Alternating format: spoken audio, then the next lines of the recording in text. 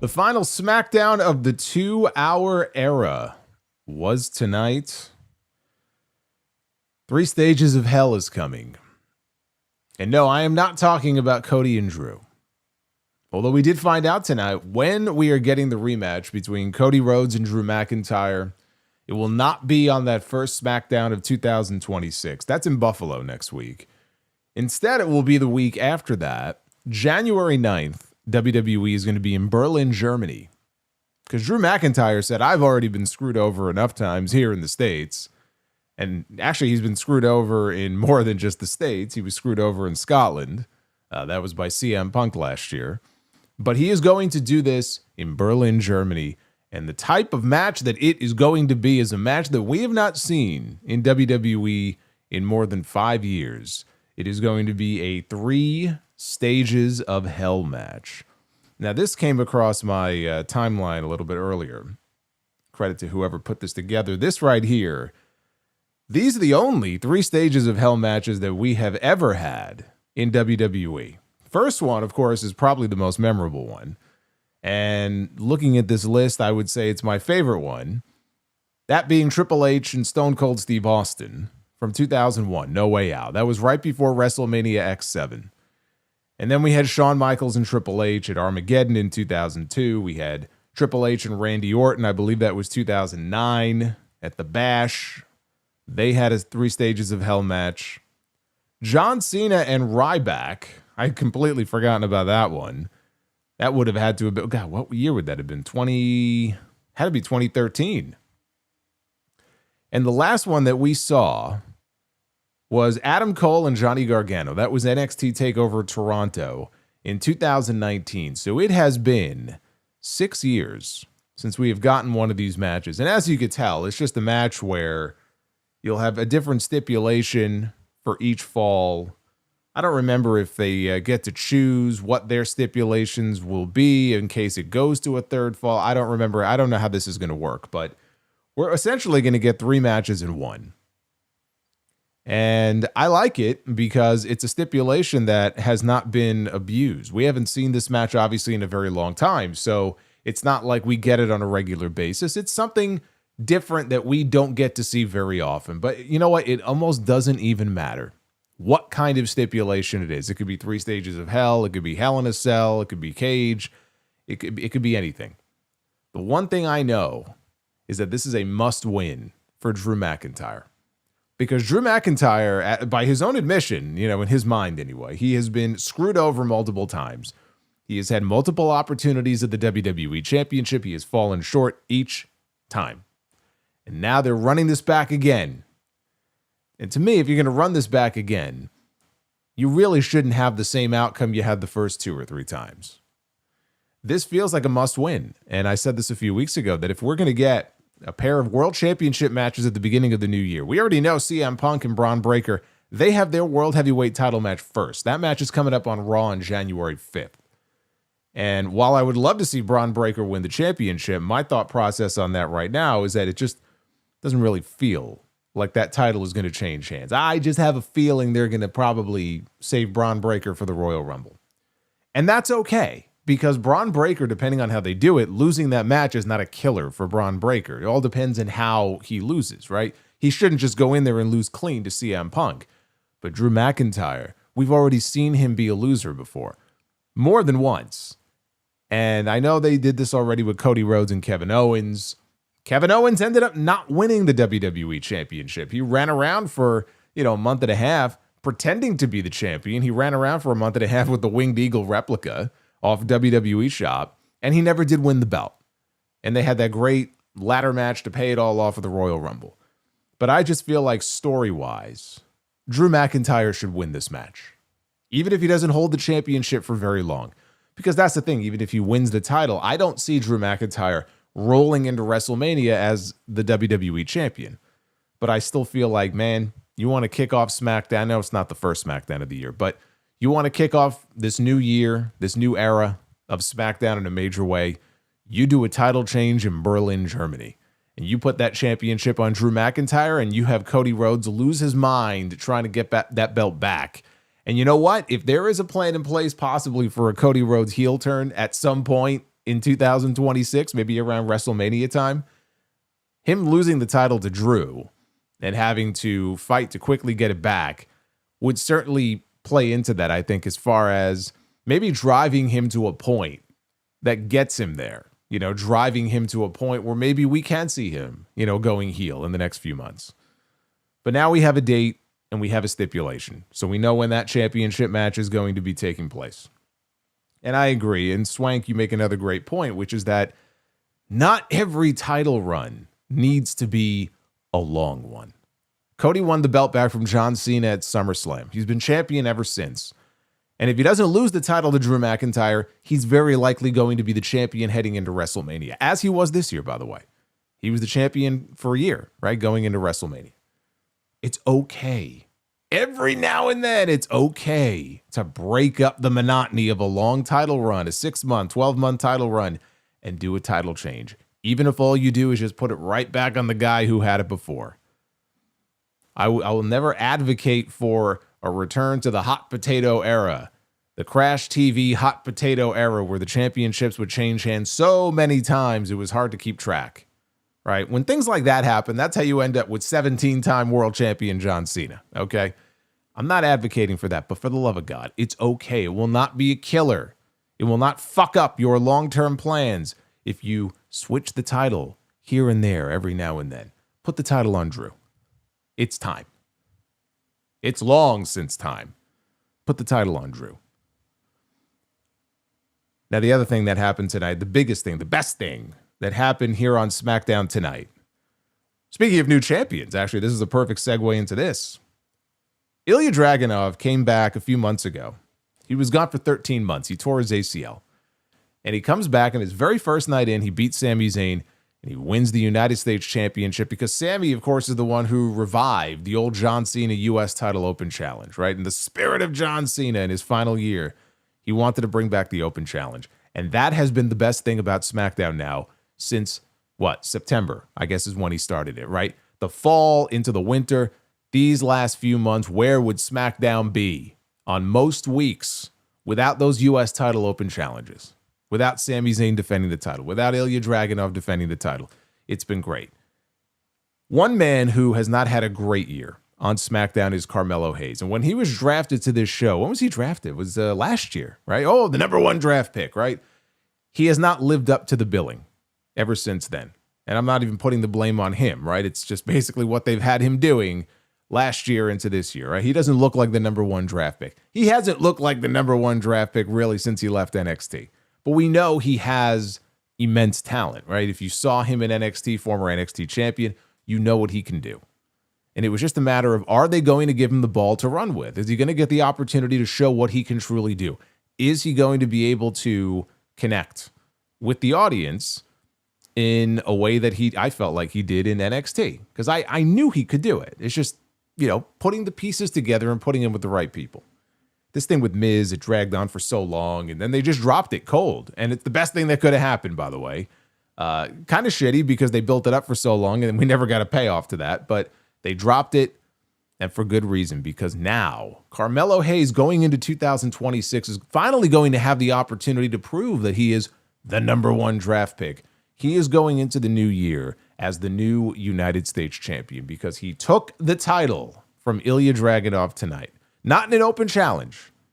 This was cut and dry. Ilja went right up to him in the back and said, there ain't no open challenge tonight. I want you. You're my opponent tonight. You get your shot. And he said, I won't miss. How many times have we heard Melo say, Melo don't miss. I won't miss. I don't miss. And how many times has he missed? Many times. Tonight, he did not miss. These two didn't miss. They went out there and they had a fantastic television match. A match that I will definitely be adding to my list of honorable mentions when I talk about my top 15 matches of the entire year. The list is locked. Pending World's End this weekend. I'm leaving a little opening there in case something blows me away at World's End. I may have to reconfigure my list at the last minute. But the list is locked. And this will certainly make the honorable mentions for 2025. An excellent match. The crowd was invested. The crowd was super happy when it was over, not only to see a new champion crowned, because of course they're always going to pop for a new champion being crowned, but It really feels like over the last several weeks, we have seen this connection that the audience has with Melo since he's been turned babyface, basically. They have gotten behind him, which is very encouraging. They have gotten behind him in a way that they don't always get behind people. Now he has been rewarded with the United States Championship, and that is how he is kicking off 2026. A reason for optimism for him, a reason for optimism here on this show. I don't know what this means for the future as far as these open challenges. I think that we need to put them to bed probably for the time being. I don't know what this means as far as the immediate future for Ilja Dragunov. I do wonder, what's next for him. Obviously, he's not just going to be vaulted into the WWE title picture. I hope they have something good for him. He's too good to just be, meandering around with no place to go here on this show. But it's very interesting that Melo wins the United States Championship at a time when, for the first time tonight on SmackDown, we see Trick Williams, right, a former friend and foe of his, making an appearance on SmackDown. He's a free agent. He's fielding offers from Raw. He's fielding offers from SmackDown. He was looking for some, insight from Nick Aldis tonight as far as whether or not he's going to make an offer. And now Melo is a champion on this show, and there's a history there. So I thought that was very interesting. And speaking of new arrivals, we don't know where Trick Williams is going to land, but we know where Joe Hendry is going to land, and that seemingly is SmackDown. I didn't get the indication or the impression tonight that we're going to see him on Raw and he's going to bounce back and forth. He seems to be a SmackDown guy now. Good, because we had heard that, he was going to be in NXT for a while. Why? We've seen him in NXT for months, right? He's a known commodity. With Joe Hendry, he's certainly been established on that brand, and you know what you're getting with him. Supposedly USA Network wants him on SmackDown. They're high on him. So good for him. What a year it's been for Joe Hendry. From where he started at the beginning of the year when I believe he was he won the title, right, at Genesis. But he was the TNA World Heavyweight Champion. That's right. He won the belt at Genesis in the Royal Rumble, WrestleMania against Randy Orton, and finishing the year now as an official roster member in WWE, right? This is where he always wanted to be. And now he is. And he was on SmackDown. He made a SmackDown debut tonight. And the fans were singing his song, and they were swaying back and forth, and they were solidly behind him. And so as we close out this year, and SmackDown has not been good for much of the year, right? It goes through these phases. But for a while now, SmackDown has not been a good show. It's not been a great show. And I am, as we head into this new year here, there's reason for optimism when you see new faces popping up, like Joe Hendry, like Trick Williams. We got a video package, a teaser for Obafemi tonight. No indication that he's imminently being called up or he's going to be on SmackDown, although SmackDown could certainly use him the most, more than Raw can.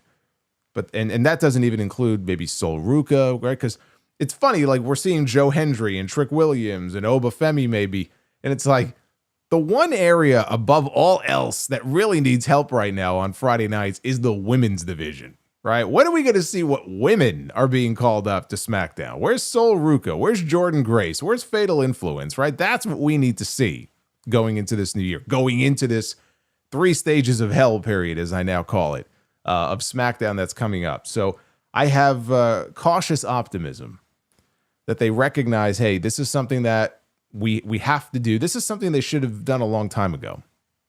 But we need new faces on this show.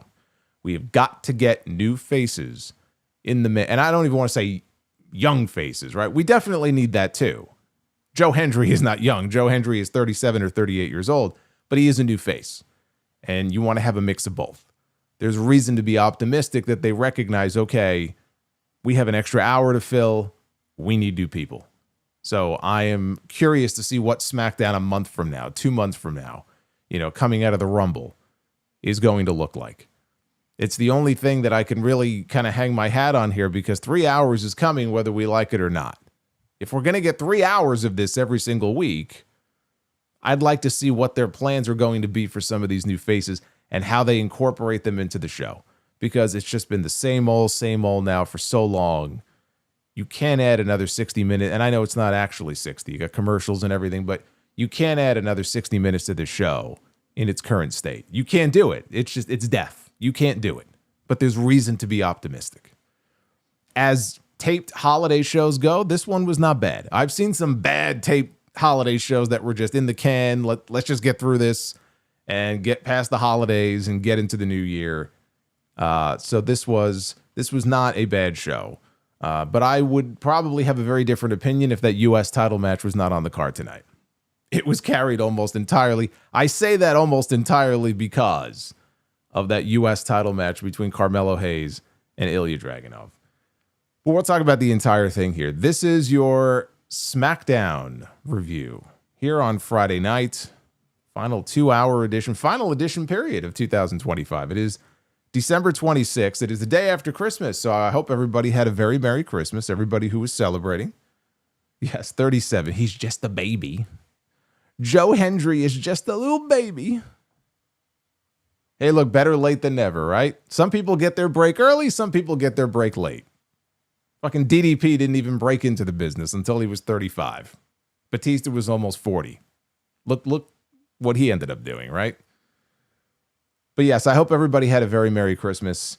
Today, always the day after Christmas, today would have been my father's 68th birthday. And it's hard to believe that he died. It was 10 years ago. It's been a decade. It's hard to believe. But anyway, happy birthday, Dad. Like, subscribe, super chats are open. We do have a bonus goal in case we hit it. We could do a bonus round of Be the Booker here on the final SmackDown of the year. One little programming note I did want to mention here. New Year's Eve is coming up. And this is going to be the 6th year in a row that we're doing this. Now, New Year's Eve this year falls on a Wednesday. It's not going to change anything because we are doing the annual Make It Till Midnight stream, Countdown to 2026. That is coming up next Wednesday, New Year's Eve. I will incorporate a Dynamite review into it, but it's not just going to be about Dynamite. It's going to be hanging out with you guys, taking your questions, having fun, maybe doing a little drinking here on the stream to ring in the new year. So get yourself ready. If you got no other plans, come hang out with me. Make it till midnight. Can we do it? Can we make it till midnight? We'll find out on Wednesday. So I just wanted to let everybody know because I know some people were wondering, oh, it's a Wednesday. Are you going to be doing it? Oh, we're doing it. 6 years in a row, we're doing it. So let's go to the beginning of the show here. We'll start from the top. In the back, the WWE champion, Cody Rhodes, he ran into Nick Aldis, the general manager here of SmackDown, and asked him if Drew McIntyre was here yet. Aldis told him that he's not, but he's on the way. He's already signed the contract, so once he makes that public apology to referee Dan Engler for kicking him in the face, and once he pays his fine, that's it. Aldis said no physicality or else he will have to strip Cody of the WWE Championship, and Cody just told Aldis, let me know when he gets here. So after Cody left, Aldis walked over, and there was The Miz. And The Miz was not happy. When is The Miz happy? The Miz is always angry about something. So he says that he wants to make sure that Joe Hendry's music is not played. He demands that Joe Hendry's music not be played. And Aldis, of course, ends up saying Joe Hendry's name. And as soon as he does, what happens? We hear Joe Hendry's music. And they cut to the ring. He's already on the apron. He's out there in the arena. And he has various people with him dressed up as Santa Claus. And attention to the sicko in row 4. Oh, look, wait. I know you're excited to be at Dynamite tonight. It's your first show, but you can't be pulling that thing out. Okay, you got to put that away. Fuck Triple H. And don't think I didn't see that sign that you brought that said, I came to see AEW. That's sick. Thank you. always with the sickos. Look at him looking out that window. Well, now, 123, 123 with a $40 super chat. That is one of my favorites, I will say. That is one of my favorite super chats of the many that we have in the description down below. Thank you, brother. Says, hope you had a good holiday season here. It just occurred to me that I've been watching you for 10 years now. Wow. Wanted to drop some love and shameless shilling for Stardom Dream Queendom this Monday. Well, there you go. Stardom Dream. Stardom has had actually a hell of a year. I think they had their biggest crowd ever. What was it, in April? For their big show of the year, they had like over 7,000 people. And I actually think Stardom made more money for Bushiroad than New Japan did this year. They've actually had quite a year. But thank you, brother. I appreciate the love very, very, very much. Tango Enforcer is also just subscribed to the channel. But what I was going to say is Joe Hendry was out there with a bunch of people that were dressed up as Santa. They were dressed up as elves. Otis was Santa, I believe. Tozawa was one of the elves. And for some reason, the Easter Bunny was out there. Now, my favorite Easter Bunny cameo was many, many years ago. I think it was 2003, right? It was the APA Invitational. It's actually one of the stipulations in Be the Booker. But I know that the Easter Bunny was there. It was like a barroom brawl. They had a little bar set up in the back of the arena there. And the fucking Easter Bunny, he got his ass kicked. He got his ass kicked in the APA Invitational. So anyway, he was here on the post-Christmas show. Don't ask me why. Actually, we would find out why here in a little bit, and then it would make sense. Hendry said that in the holiday spirit, he decided to give the gift of a holiday song. Now, if you've seen Joe Hendry in TNA, you've seen him have these concerts, right? Like The Rock has had the Rock concerts before. Joe Hendry has created many songs for his opponents, and he has had concerts on TNA Impact, but never here in WWE. And so we got our first Joe Hendry concert here on his first night on SmackDown. And it was his version of Jingle Bells. And it was dedicated to The Miz. So what I would like to do here is I would like to go through some of these lyrics that I jotted down as he was singing his song. Now, I will do my best here. I'm not going to really sing it, but I'll do my best. So this was Joe Hendry's song to The Miz. Let me see if I can get the rhythm of a Jingle Bell. Jingle Bell, okay. I'm trying to get the rhythm here as I'm like looking at the actual text. He talks about his balls every single day. I guess that's why he says that he came to play. I think he's better off throwing them away. Cause the truth is he can't get a win without Carmelo Hayes. I fucked it up already. He can't get a win without Carmelo Hayes. That was the message that he was trying to convey here. Oh, jingle bells, Miz has tiny balls. Every time he's in a team, he takes all the falls. Oh, jingle bells, Miz has tiny balls.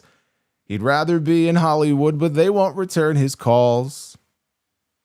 Not bad, not bad. He wasn't done yet. It says he was playing with his balls on John Cena's last show.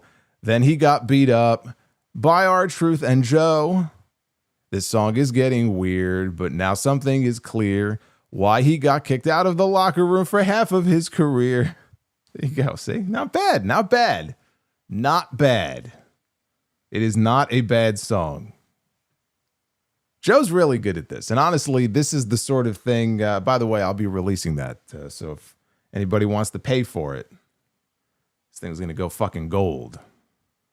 Platinum, maybe. This is the sort of thing that Hendry does, and he's very good at it. And I always felt like he would be the perfect fit for WWE. Like, he fits into this brand of sports entertainment that they love to do. Like, if Vince McMahon was still running this company, and I mean, fuck him, but let's just say he was, like, he would love Joe Hendry because he's very entertaining. He's a creative guy. He's likable, and he's very entertaining. So I think that he's going to be a good fit here for the main roster. I think he's going to fit like a glove. He already did on night one. I mean, the one thing I will say is that I think they need to have some sort of primer. It could be a quick video package that they air on the show next week or on a week maybe where he's not on the show, just to bring people up to speed on who this guy really is. Like, he literally just showed up on SmackDown. And if you don't follow TNA, if you don't watch NXT, if you just watch Raw and SmackDown and follow the main roster, you would probably have seen him in the Rumble. You remember him from Mania, but you don't know too much about this guy. It's kind of like he came out of nowhere. So I would have some sort of primer just to let people know who he is. He's a former world champion, right? Just to, give a little background on who he is. But I think on night one, the crowd responded to him quite well, I would say. They were pretty much with him in everything that he was doing. But just don't assume that everybody knows who this guy is. So The Miz interrupted. This is not sing along with Joe, he said. Hendry thought that now that Miz was here, they should all sing together, and he started over again, which I am not going to do. Miz said that he was chasing a legacy, while Hendry was chasing choruses. And now with John Cena retired, Miz claimed that he earned the right to be the locker room leader to lead WWE into the future. Because when I think about who can lead WWE into the future, the first person I think of? The Miz. That's the first name that I think of. So Miz challenged Hendry to a match. Nick Aldis walked out, and he said that the match would now be a Miracle on 34th Street fight.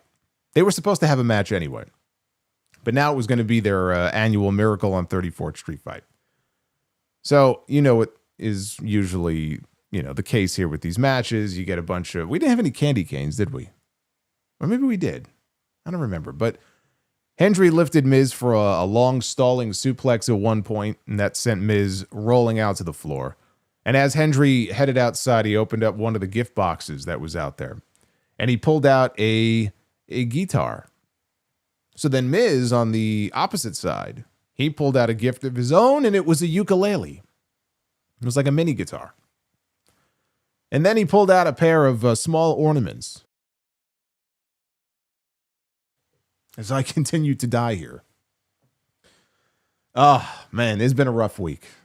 It has been a rough week. Kind of glad it's over, though, so that I can get my voice as prepped as I can possibly get it for the podcast on Sunday. But this has not been a very pleasant week. All the more reason why I appreciate you guys hanging out with me. But that's okay. We'll get through it. But Miz pulls out a ukulele. And then from another box, he pulls out a small pair of ornaments, holiday balls. Because he has tiny balls, you see. That's what we're told. Hendry hip-tossed Miz into a Christmas tree, and then he pulled out a Slim Jim table from underneath the ring, which he set up inside. Miz snuck up on Hendry, tried for a roll-up to no avail. Skull-crushing finale was countered by Hendry, who attempted his standing ovation finish, which is his chokeslam. Miz managed to escape, and Miz lost his shit at this point. He just started going crazy. He's dropping elbows on a gift that was thrown into the ring by the Easter Bunny. Sounds completely ridiculous. And then they took a break in the action. So later on, Joe wanted a tree. No, not that tree. Having PTSD just thinking about it. Not that tree. But Otis and Tozawa, they slipped the tree into the ring to him. And he whacks Miz with it a few times, and then he hits a fallaway slam. Joe then throws the tree, fallaway slam style, into the Miz. Miz avoids another standing ovation attempt, but he gets sent out of the ring, and Tozawa was offering him some Christmas cookies. He had Christmas cookies on a platter here. Miz did not want these cookies, and he booted this man in the face, and the cookies went flying. I mentioned on the Dynamite review, at the end of the show, Jack Perry was handing out chocolate chip cookies to fans in the front row that Luchasaurus had brought out. And the first person he went over to was a little girl in the crowd, and he said, "Here, have a cookie." And she was like, "No." And I'm like, how do you say no to a chocolate chip cookie? Like, who does that? What kind of awful parenting is that? So she rejected the cookie. And then here we have a platter of cookies, and they just go flying, and they land on the floor. What a waste. What a waste of cookies. And now I'm all hungry because I haven't had any holiday cookies this year. I'm very upset about this.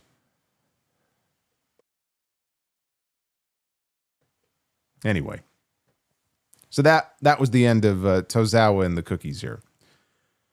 The Easter Bunny took a kendo stick shot. He took a kendo stick, that makes like he stole it. He took a kendo stick shot. Then Otis broke the kendo stick. Joe showed up for some kendo stick action. He starts hitting the Miz. All four men end up getting into the ring. It's a street fight, right? So this is legal. So they all get into the ring. And Miz takes another fall-away slam from Joe. And then he takes the caterpillar from Otis. Tozawa follows with the big senton off the top rope. He got some height on that. And then the Easter Bunny revealed himself to be R-Truth, because of course it was. Who else would it be? He reveals himself. He wishes everybody a happy Easter. And then he does the John Cena, you can't see me, and the 5-knuckle shuffle. Hendry then shattered the guitar across Miz's arm, the guitar he pulled out earlier in the match. Hang on, guys.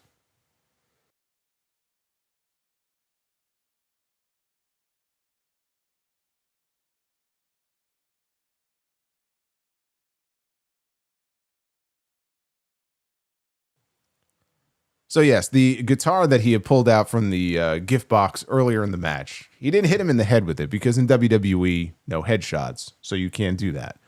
But he hit him in the arm with it, and then he delivered a standing ovation through the Slim Jim table that was set up in the ring, and he covered the Miz, and he got the win. His first win here on SmackDown. He beat the Miz. What a hard-fought battle this was. He did the one thing that everybody does. He beat the Miz. So what was this? This was the annual holiday street fight. So if you've seen one of them, you've seen them all, right? They all pretty much follow the same pattern.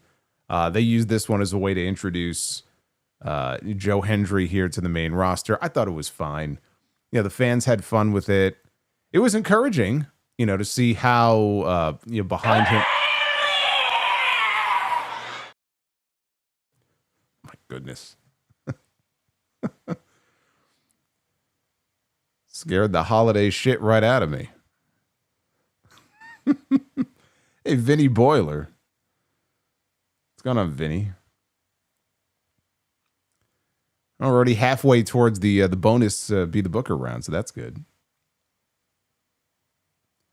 But again, just take the time to just do a little bit better of a job of explaining who Joe Hendry is, put together a fun video package, and we'll see how far he can go here on the show. I'm saying, you know, he's a former world champion. I'm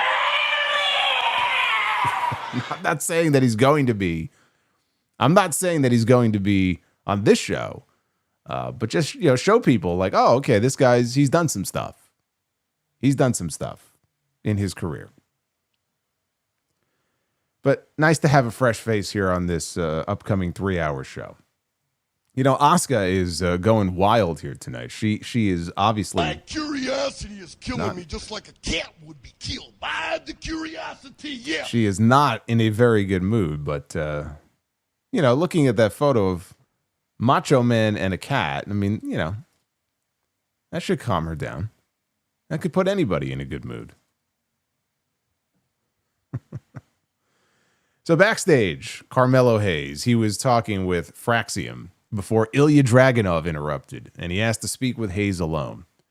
And Dragunov said that he enjoyed teaming up with him against DIY last week, but it eats him alive. It eats him alive that his title match against Hayes went the way that it did a few weeks ago. So Dragunov said that the open challenge was hereby closed because tonight it's going to be him against Hayes for the United States Championship. And Hayes shook his hand and he said he won't miss. Elsewhere, Drew McIntyre was shown arriving and immediately asked by Kathy Kelly about the stipulation. What's the stipulation going to be that you're going to pick for your match with Cody Rhodes? Do you know what it is? And he said he does, but he's tired from the flight in from Scotland. And he promised that tonight we would get all of our answers. But for now, it's nap time. Always good to take a nap here when you can. Here and there, an hour, 2. You wake up all refreshed. I need to do more of that. That's my resolution for 2026. Take more naps like I'm a child. That's what children do. They take naps. So Aleister Black and Zelina, I guess she's just Zelina now. I mean, they don't really call her Zelina Vega anymore. We got a video promo. How many fucking video promos, by the way, have we gotten for Aleister Black and Zelina and for Damian Priest? I've lost count. Almost every week we get a new video promo. Zelina said they stripped Damian Priest down for 6 months and made him unpredictable and violent. Black said that Priest answers to him and Zelina. Black said win or lose, he and Zelina have already changed Priest. And he said it gets ended before standing up and walking away. So we come back live backstage to Byron Saxton, who talked about the fact that on the show next week, we are going to get a match between Damian Priest and Aleister Black. We're getting another one. No stipulation, just one-on-one. Because remember, we basically started with last man standing, so we're sort of working our way backwards here. So we're going to get a straight one-on-one match between these two next week that I seriously doubt is going to end the feud between them. It will only prolong it that much longer. So after this, we had him introducing the WWE Women's Champion, Jade Cargill, who walked in. And she talked about Michin being afraid, running around with a kendo stick. And Jade said that she doesn't need a weapon because she is the weapon. She told Michin to bring her kendo stick because she's going to need it. So then we see B-Fab. She was watching elsewhere. She was watching on a monitor. Michin showed up and says that we're not scared of Jade. Says that they don't respect her. She needs to get humbled. And next week, she's going to be the one to humble Jade Cargill. You know what I think as I watch this? What are the chances? I'll propose this to you. What are the chances that next week, B-Fab ends up turning on Michin? And B-Fab ends up becoming a lackey for Jade. Remember Jade, like in AEW, she had that crew, the Baddies, right? I think Layla Gray was a part of it. And I'm trying to think, was Red Velvet in there? I forgot who all the baddies were. Oh, Kiara Hogan, maybe.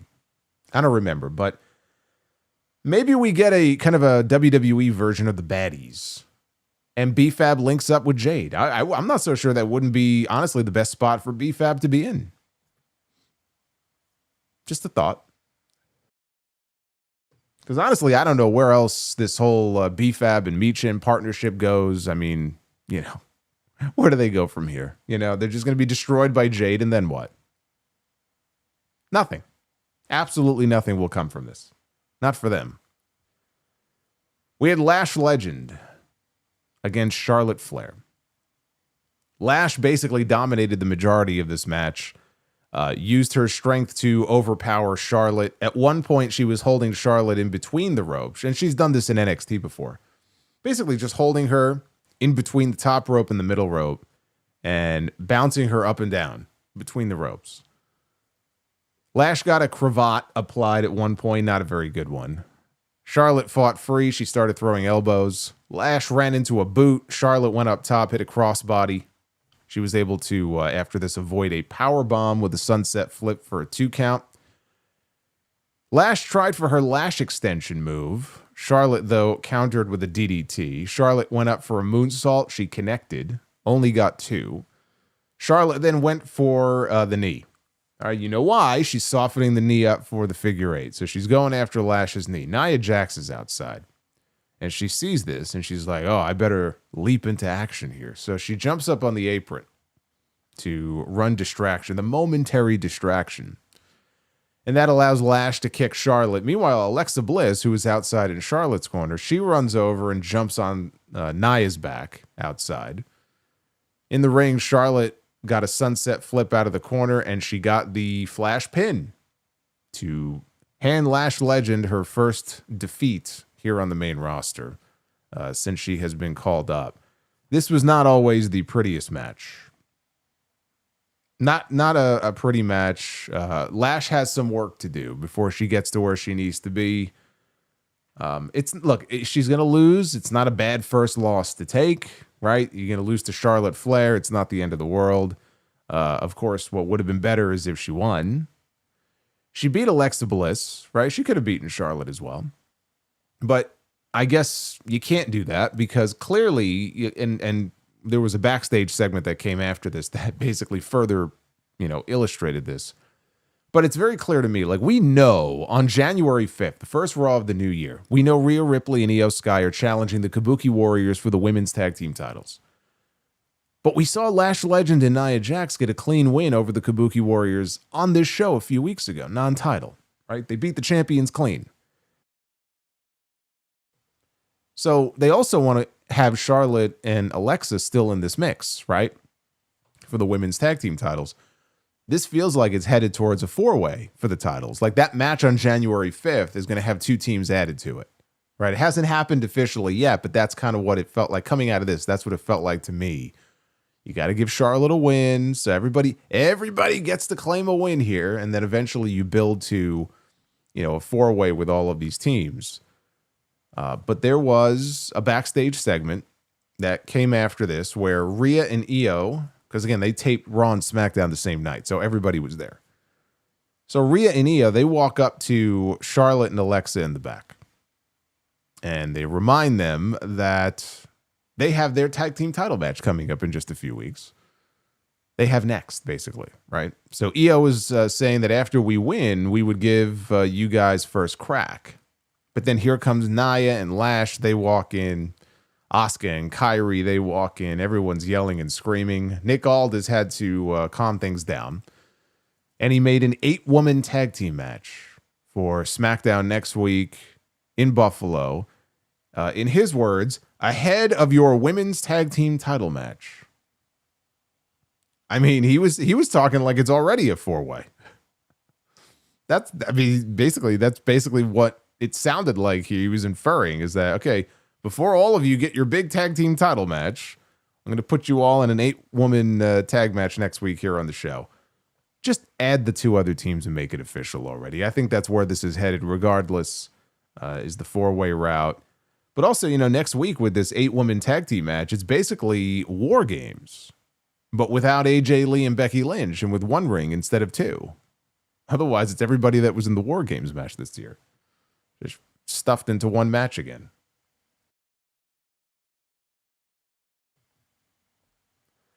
So in Nick Aldis's office, he finds Trick Williams is waiting for him, the former NXT champion, Trick Williams. And Trick was saying that he was expecting a huge offer from Raw to sign with them, so he wanted Aldis to hurry up on a deal of his own. Cody Rhodes walks in, and he had a brief stare down with Trick. And Trick leaves, and Cody asks, has McIntyre apologized yet? To Dan Engler, has he paid his fine yet? And Aldis said that Rhodes needed to control his emotions. So Trick Williams walks right back in. He's not done yet. He walks in, and he runs down all of the championships that he's held, including the TNA World title, or as he calls it, the Trick-N-A title. A terrible name, by the way. And he told Cody, you better hold on to that WWE Championship real tight. And Cody left. After this, we got another one of these video pre-tapes with Solo Sikoa sitting at the head of the table here with all of his MFTs around him, and he's addressing the Wyatt Six. And he says that his group doesn't run from fear, they crave it. Sikoa said that the Fireflies were fading away, and he concluded by mockingly singing, he's got the whole world in his hands. Short, inoffensive, much better than getting an in-ring segment with them. I will not argue it. Then we got to the good stuff. Enough with the MFT stuff. Now we get to the good stuff. We get to the meat and potatoes here of this show. We get to the United States Championship. And Ilja Dragunov defending his title against Carmelo Hayes. And the match starts with, very quickly, both men, they're nailing strikes. Dragunov threw Hayes overhead with a modified back suplex and then hit him hard with a chop. In the corner, a big boot from Dragunov sent Hayes crashing to the floor outside. Hayes was just trying to survive some of these strikes that were being thrown at him. He blocked a big boot from Dragunov and caught him with a hard slap right across the face. Hayes ducked a strike. He jumped from the second rope for a springboard clothesline. Dragunov blocked an attempted Hurricane Rana. He caught Hayes with a running knee to the face. Dragunov headed up top, but he missed with the diving senton as Hayes dodged it at the very last second. So that allowed Carmelo to hit his own version of La Mystica for a near fall. Hayes attacked Dragunov's head repeatedly. He was kicking at it. Then he chopped away at his chest. And I'll say this about Carmelo, though. By the time this match was over, you could see he was wearing the welts of the chops from Dragunov. You could see it all over his chest. So Dragunov teed up Hayes for the H-bomb. He got met by a kick instead. Hayes leapt again from the second rope, and he hit the look from behind DDT that he does to stun the champion. Only got a near fall out of it. So Hayes headed up top, and it looked like he was going to go for nothing but net. Dragunov caught him, though. The Constantine special connects, as does the follow-up senton. Hayes, though, kicks out at 2. So after this, Dragunov is setting up for a superplex. And Hayes transitions, coming out of this attempted superplex, he transitions into this incredible looking cutter on the way down. Got a good near fall out of it too. Both men ended up on the apron trading strikes. Dragunov hoisted up Hayes. He dumped him on the apron with a Death Valley driver. Hayes rolled inside. Dragunov went up top and he jumped, but he jumped right into a first 48. Which is the code breaker that Carmelo Hayes does. And Dragunov took this amazing bump for this move where he bounced. Like this incredible sell job here for the first 48. And then Hayes very quickly scampered out to the apron. And the fans are up on their feet, man. The fans are fucking into this now. And he quickly just hurries to the top rope. And he dives off and he just hits nothing but net. And he folds up Dragunov for the 3 count. To win the title. After the match, Dragunov, he snatched the title away from the referee. He strapped it around Melo's waist himself, raised Hayes' arm. He pointed at him and he exited the ring. He put him over in defeat. You beat me. The better man won. Let me strap this championship around you. So then Hayes went to the ropes to celebrate and they shoot off pyro and they made a whole big deal about it. And again, the crowd reaction and the pop for the win was huge and it was just this great moment. Now, backstage after this, Kathy Kelly interviewed Hayes and congratulated the new champion, who said that he was delayed but not denied.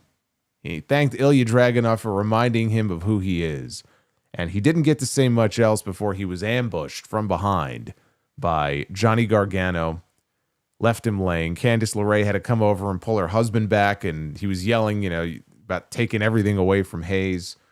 So we know who his first defense obviously is going to be against. This was a fantastic match with a title change that has been a long time coming. And you had a crowd here that was fully invested. They were invested in both these men. They've been invested with Dragunov almost from the first night that he came back. Melo, it's been a journey, like I was talking about earlier. This was not some sort of overnight success here. But it's been nice to see the crowds really coming around to him as a babyface, as you would hope they would, and everything was just building to this moment here. Then again, I'm sad to see it end for Dragunov. It's kind of a bittersweet thing in a way. It's mostly a happy thing, but it's a little bit bittersweet for me because I just thought, Dragunov is so fucking good. He's one of the best in the world, and some people think he's a little too over the top, but just the way he sells everything, it just, he may be the only guy in wrestling right now that I could, certainly in this company, who in a lot of ways is the closest thing to Bret Hart. Because when I think of Bret, I think of the way he used to sell. Like he could take a beating in a match and you would really feel like, man, this guy's getting his ass kicked. The way he would take a turnbuckle and the way he would sell some of the backbreakers and all kinds of stuff. He had a very distinct way of selling in his matches. Dragunov is the closest thing to that. He forget the fact that when the match is over, you could see the welts and everything on his body. Forget that. Like, just the way he moans and the noises he makes and the look on his face and the way he pulls himself back up to his feet and it looks like he's in agony all the time. It's very unique. You don't see anybody else on the roster, doing that. He's very intense. So it's been great having him back. And I just hope they have something, halfway decent for him if he's not going to be in the U.S. title picture, because he ain't going to be in the WWE title picture right now either. Although I'll tell you what, if Drew McIntyre was to win the championship from Cody Rhodes, and he had any defenses against anybody else before dropping the belt back to Cody, I would love to see a Drew McIntyre TV defense against Ilja Dragunov. At least give him like one before he drops the belt back to Cody. That would be something. That would be something special, especially if they got time. I mean, on a 3-hour show, there's no reason you can't give them at least 20 minutes. So who knows? Maybe we'll get something out of that. But, it's nice to see Melo building real momentum here and now having a title, going into the new year, because he just needed the creative to back him up. He's getting the reactions. The talent has always been there. He just needed the creative to back him up. And this is a good first step. Him winning the championship is not the only step. It's a good first step. But now, of course, the hard part begins. Now you got the belt. So now you got to come up with people for him to work with, and you've got to keep that United States Championship, rocking and rolling. As far as the U.S. title scene itself, it's been the highlight of the show each week now for months, ever since Sami Zayn won that belt from Solo Sikoa. And I would hate to think that now that the title is off of Dragunov, or they're not going to maybe do open challenges anymore, that it would be somehow diminished. Right? I'm not even saying it has to be defended on the show every week, but they have had a spotlight on this title in a way that there was no spotlight on that title for a very long time. I want that to continue. I don't think that the open challenges are sustainable. And maybe they want to continue it, and then when a heel wins it, the heel is like, yeah, fuck this. I'm not doing open challenges.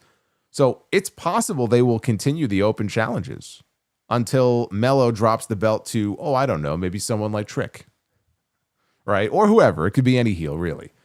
And then at that point, it would make sense for the heel, whoever it is, to be like, yeah, we're not doing open challenges anymore. Open season is over. So who knows? Maybe the open challenges will continue for a little while longer. But this was great. I thoroughly enjoyed this. And Trick Williams, if he was to come to SmackDown on Fridays, you've got a ready-made feud at some point in the first half of the new year, ready to go, right? With him and Carmelo Hayes. He may well be the one to take that title away from Melo and make Melo chase to get it back. I think we're going to be getting more from Melo and Trick, is what I think, on Friday nights. Now we had Chelsea Green, talk about the opposite of good creative. We had Chelsea Green and Alba Fyre taking on GIULIA and Kiana James.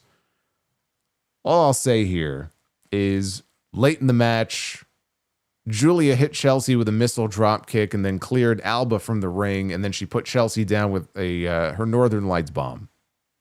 She was holding her up. She said, "Arrivederci," and she dropped her on the back of her neck, and she pinned her clean. She pinned the United States champion clean here in this tag match, and nobody cared. Nobody gave a shit. This heel versus heel stuff, it doesn't work. This is not working. Okay. Now, the best thing I can say about this is at least GIULIA won. At least she got the win. She looked pissed off in this match, and they tried to get that over on commentary that she was angry about everything that's happened recently and she wants her belt back. And this is a side of GIULIA that we haven't seen before. And then she won the match. So that's good. But again, the fans are more invested in Chelsea, the heel, than they are in GIULIA, who also, by the way, is a heel and it's not a babyface, but everything about this is just it's so backwards and just so weird. Again, the crowd just simply didn't care. They don't care about anything that she does. And it pisses me off, and, it makes me sad for her, because it can't be a good feeling, to be out there and you're hitting these moves and you're picking up the win, and it's just crickets and nobody gives a shit. No one's reacting. They're reacting to everybody else on the show. They're reacting to Cody Rhodes and Drew McIntyre and Carmelo Hayes and Ilja Dragunov and, other people, Charlotte and Alexa and so on and so forth. But when she's out there, it's like there's nobody in the building. And they've done real damage. They have done very real damage. This is not the same woman that we saw in NXT earlier this year. This is not the same woman that we saw at the theater in Madison Square Garden wrestling Stephanie Vicaire. I don't know who this person is, but she has to find herself. And I have said that a move to Raw, I think, is a necessary one. If they could prove me wrong and find a way to rehab her here on this show, but I think a move to Raw for her would be best. I think that's the only way you're going to be able to reverse this. What's going to get Giulia over? Look, it's not a big secret. This is not that difficult. What's going to get Giulia over is her wrestling. What's going to get her over, or it's not going to be her promos. What's going to get her over is allowing Giulia to go out there and be Giulia. And even when she was the United States champion, it's not like she was getting a lot of ring time. The one thing that they need to let her go out there and do, they have not been allowing her to go out there and do. Let her go out there and wrestle the way that she does. And maybe she needs a new crop of opponents to work with, because Chelsea Green and Alba Fyre, before it was Piper Niven or Meechin or whoever the fuck they have her in the ring with week after week after week, that ain't going to cut it. You have to get her in the ring with new people. You have to get her in there with people that are on her level. Maybe she needs to be working with people on Raw like Io Sky and Asuka and Kairi Sane and Rhea Ripley and people like that. That's what I would like to see in the new year. And end this pairing with Kiana James, which has just been death for both of them. It's not working. It hasn't been working for a while. It's not going to work. So the quicker they end that, the better off they'll be, because then she's not attached to anybody, and then you can take her and do with her whatever you want. Put her wherever you feel she fits. But this pairing, this ain't it. Backstage, we had Kit Wilson. He was talking with Nick Aldis in his office while referee Dan Engler stood by. And Wilson spoke about getting rid of toxic masculinity on SmackDown. That's his New Year's resolution. Whatever. And he asked for an opportunity. And Aldis said, you know what, Kip? There will be an opportunity for something new on next week's SmackDown. And at that point, Kit Wilson left the room. So that sounds very bad for Kit Wilson. So what do we suppose this is in reference to? Is it in reference to Trick Williams? Is he officially coming aboard next week? Or is it in reference to Obafemi? Because we did get a video package for Obafemi, and there were no dates or logos attached to it or any indication that he's imminently being called up or on a particular brand. But clearly they're getting people ready for the idea that this man is going to be on his way up very soon, as he should be. As he should be. I don't even think it has to be right away. I think you can wait and formally debut him in the Royal Rumble. And then coming out of the Rumble, heading into Mania season, you can assign him to, whichever brand wants to recruit him. He could be the hottest free agent, in all of wrestling. But, maybe it's Oba. I don't know. It sounds like Kit Wilson's getting squashed by somebody next week. The only question is who. And is it going to be another new call-up from NXT? Unless there's somebody that's been out hurt on SmackDown that I'm not thinking of or not remembering who's on their way back. I don't know who that would be. I just assumed that this was sort of a tease for someone new that's going to be debuting next week. Cody Rhodes showed up, though, and he asked Engler if Drew McIntyre had apologized to him, and then he asked Aldis if McIntyre had paid his fine yet. And they said no, and Cody bitched about what's taking so long, when all of a sudden we hear McIntyre's music out in the arena, and they could see on the television screen that he is making his entrance and he is on his way out to the ring.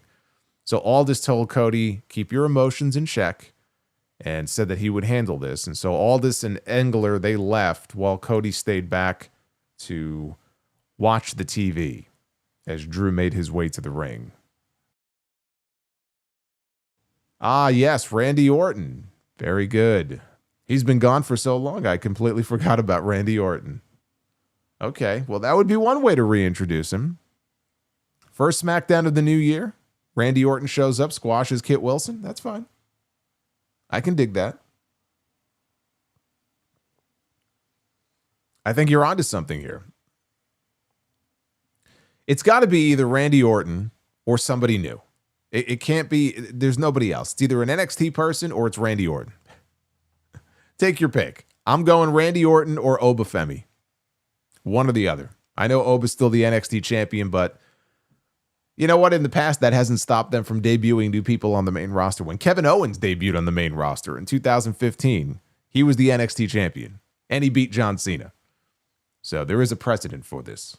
Of course, you could always be on the flip side.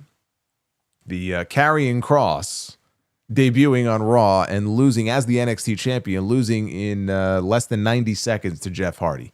I tend to think that that will not be the fate that befalls Oba Femi. I don't think that they're going to do that to Oba Femi. So to close the show, they had Nick Aldis in the ring with Drew McIntyre and referee Dan Engler. Aldis gave the floor to Drew, who offered a very half-hearted apology to Engler for Claymore kicking him in the face a few weeks ago. Said it's been keeping him up for weeks. Please accept my humblest apology. So that was nice. But then he wasn't done yet. Drew also apologized that it was obviously Dan's dream to be a wrestler, but he wasn't good enough, so he had to become a referee. He apologized that Dan's lovely wife, Melissa, had to watch him Claymore kick him in the face, and she had to think to herself, I wish I had a husband like Drew that stood up for his convictions, no matter the consequences. He gets why he did it. He had to screw Drew to protect Cody, but he apologizes for Dan's children, that they have such a coward corporate stooge for a father. You want to be a man? You want to hit me and get revenge on me now? Go ahead, Dan. He was taunting the referee to punch him. And before Dan could start throwing hands, you don't want to start throwing hands with Dan Engler. He's got a rep, okay? You don't want to fuck with this guy. His hands are lethal weapons. So before he could start throwing hands, Cody saved Drew's life. They hit his music and he interrupted. He came out to the ring. McIntyre dared Cody to hit him. Said that he can see Cody wants to hit him so badly.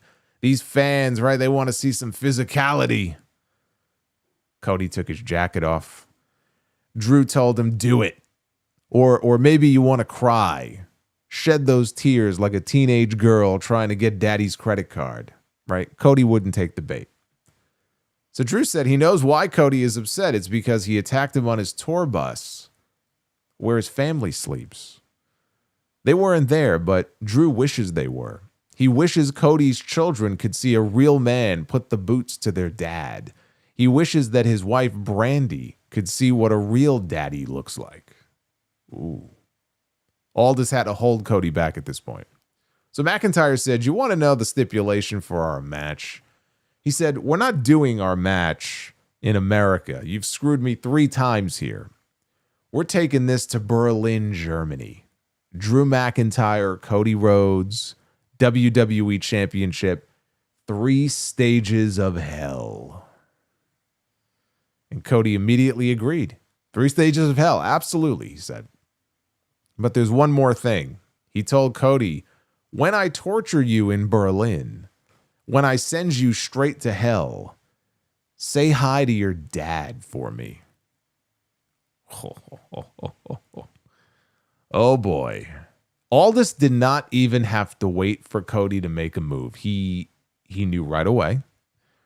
And he immediately grabbed Cody to back him over into the corner. Cody elbowed him away. But when he turned back around, McIntyre blasted him in the face with a Claymore kick. I guess the physicality was only one way. And the show ended with McIntyre standing over Cody, holding the WWE Championship high above his head, as Michael Cole plugged the match for Berlin in 2 weeks. That is going to be the January 9th episode of SmackDown. 3 stages of hell is what we are getting. Now, again, as I showed you guys earlier, there have been 5 3 stages of hell matches in the history of this company, including NXT. All right, the last one was in NXT. It was 6 years ago. Adam Cole and Johnny Gargano. That was TakeOver Toronto. This is not a stipulation that they have abused. It's been a very long time since we've had one of these. There have been some good ones. There have been some not so good ones. It's not my favorite stipulation, but I like the fact that they went with something that hasn't been overdone. And regardless of the stipulation, McIntyre needs to win. I believe he needs to win. I'm not saying he will win. I know better at this point because I thought he was going to win previously and he didn't. But I do feel that he needs to win this match just to make things interesting. You know what I mean? Like if they're going to drag this out even longer, if they're going to drag this out to the Royal Rumble, you've got to shake things up a little bit. And I just don't see how you do that by just having Cody retain unless somebody gets involved here. And who the hell would get involved in this match? Like, is Randy Orton going to get involved? If Randy Orton is back on the show next week and he kills Kit Wilson, then we know Orton is back. Then sure, there's a possibility that Randy gets involved because Randy has had issues before with Drew McIntyre.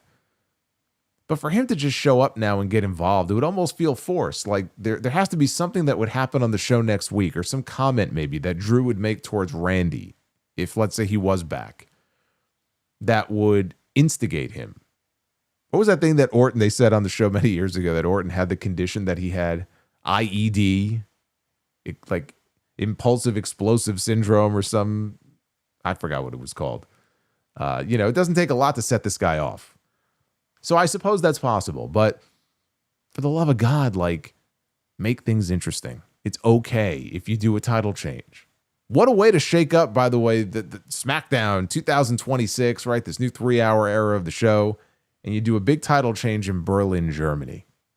And now you got Drew with a big grin on his face. He finally did it. He's got the championship he's been chasing now for all these years. And Cody has to get it back. And maybe then you kind of weave, Randy into all this. And we can possibly finally end up getting Cody and Randy, maybe a WrestleMania. I don't know. But that's my hope. It's not just a match, Cody wins, and we move on. Because that's fucking boring. It's lazy, it's safe, and it's boring. And that's not what this show needs. This show does not need lazy. This show does not need safe. And this show does not need boring. It needs the exact opposite of all three of those things. So, should be a good match. These two don't usually have a bad match. We'll see what the stipulations are that they pick. Is it going to be a cage? Is one going to be a ladder? Is one going to be false count anywhere? Is it going to be I quit? Like, we don't know. It could be anything. But I think McIntyre must win. That's what I think. What did you think of the final SmackDown here of 2025? 66% thumbs up, 34% thumbs down for tonight's show. Loves Cats says, I would like Drew to stop whining. Well, if you want him to stop whining, then you should be in favor of him winning. Because as long as he doesn't win that championship, that's all he's going to be doing is whining. He'll talk about how he was screwed. Maybe the comparison I made before is wrong when I compared Ilja Dragunov to Bret Hart. Maybe the better comparison is McIntyre to Bret Hart. For all the times he comes out on television and talks about how many times he's been screwed, I haven't seen anything like it since Bret. Can we stop screwing Drew McIntyre, please? Can we give him this one win? Cody ain't losing 2 out of 3? Well, I mean, look, three stages of hell, right? Cody wins one, Drew wins the other, and then Drew wins the deciding fall. To do it clean, though, I will admit, feels very unlikely. It would have to be some kind of chicanery involved. We'll see. Again, that's in 2 weeks, not next week. It'll be the week after that.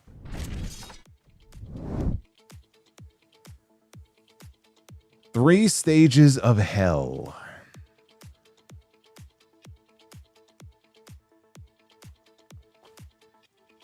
Bret had more championships than Drew. That's true. More world championships. I don't know how many intercontinental titles Drew had. I know he had at least one. I think he's had US as well, right? I don't know how many mid-card reigns he's had. He's maybe more than Bret. I don't know, but Bret has him beat on the world titles for sure. Jacob Fatu gonna call. Oh, there's another one. We were talking before about who could show up to kill Kit Wilson. Nobody mentioned Jacob. Jacob should be back any day now. There you go. Jacob Fatu returns next week, and he kills Kit Wilson. That works also. That'll be good. It'll be good to get Jacob back, too. I would love a show where we have, you know, Oba Femi, and, you know, got Carmelo Hayes as the United States champion. We get Jacob Fatu back, and we get Randy Orton in that mix with Cody, or Cody and Drew. And, you know, really, and again, Giulia, just get her off the show altogether and call a couple of other women up. And, you know, when we look at SmackDown 2 or 3 months from now, 4 months from now, I want to be able to look at this show and feel like, okay, this show actually feels like a different show. This does not feel like the same show that I was watching at the end of 2025. That's what I want. That's what I want out of this show.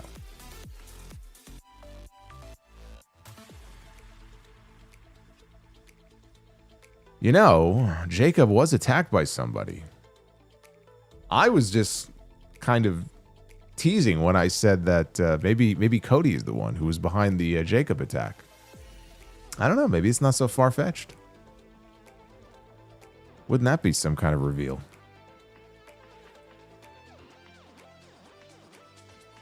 Shout out to our boy Joseph Stewart. Happy Friday, he says. Hope you had a wonderful Christmas. I hope you had a very Merry Christmas, Joseph. He wanted to take time out and remember Brody Lee. Yes. Is it 5 years ago now? He passed away. I think that tribute show is still the best piece of business that company has ever put together. And we'll give Tony Khan credit for that. That was, I wish it didn't have to happen, of course, but that was a very well put together tribute show for Brody Lee.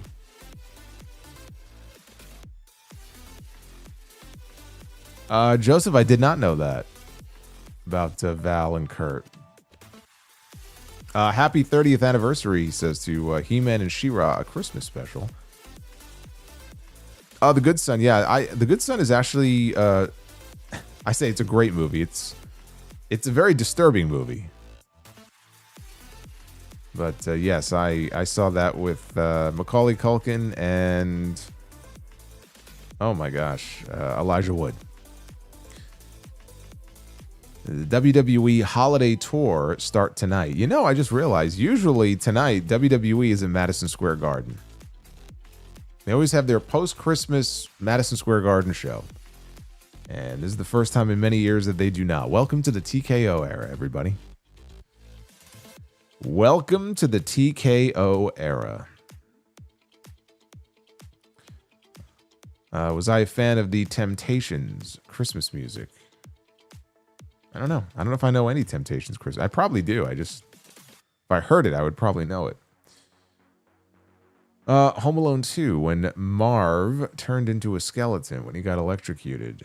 I do remember that. Favorite scene in Home Alone 2. I don't know if I have a favorite scene in Home Alone 2. I remember more about the first one than the second one. Did I know that De Niro and Pacino were almost cast as Harry and Marv in Home Alone? See, that I don't believe.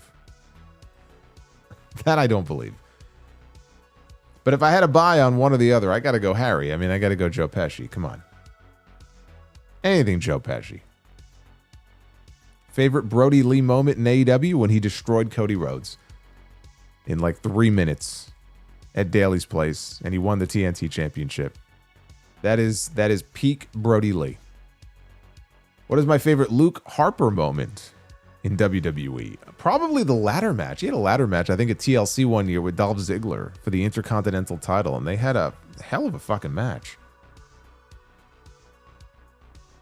I'd probably go with that.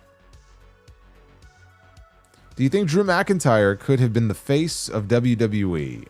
I think that, yes, if the timing was different, sure, I could have seen him. I think he had the potential to have been the face of the company. Sure.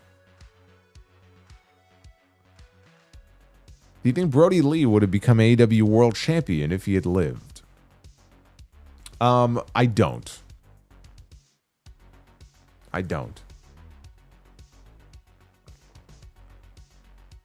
Did you know Leonardo DiCaprio almost played Spider-Man in the first Sam Raimi Spider-Man movie? I can't see that. That he almost played Robin in Batman Forever. He was good in What's Eating Gilbert Grape, though. It was a movie I bet 92% of you probably have never heard of. Did he almost play Anakin Skywalker? The 60s TV show The Avengers with Diana Rigg and Patrick McNee. Can't say that I remember that one. Have you seen The Avengers movie from 98 based off the TV show with Uma Thurman and Sean Connery? I did not. Now, unfortunately, this next one here, I did see this. John Travolta in Battlefield Earth from 2000. I wish I could tell you that I did not see that, but I did see it, and I wish I hadn't. Can't believe Forrest Whitaker is in that movie. What a terrible fucking movie. I think it's pretty much regarded as the worst movie ever made. What an awful movie. Did I know Sean Connery was almost cast as John Hammond in Jurassic Park? I could see that. Joseph with a 999. Did you know Harrison Ford was almost cast in the Sam Neill role in Jurassic Park along with Sandra Bullock in the Laura Dern role? And Jim Carrey is Jeff Goldblum in the Jeff Goldblum role.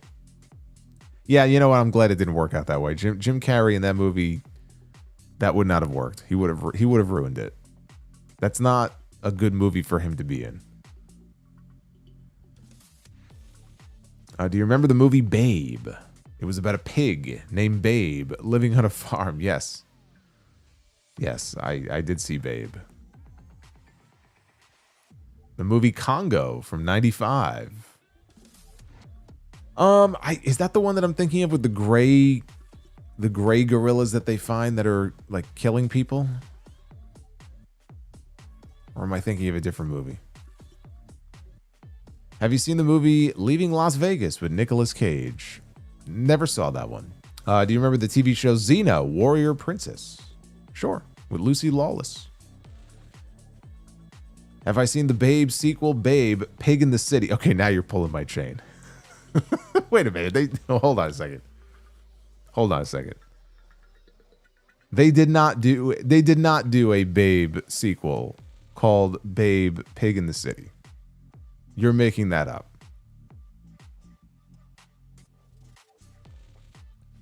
I don't believe you.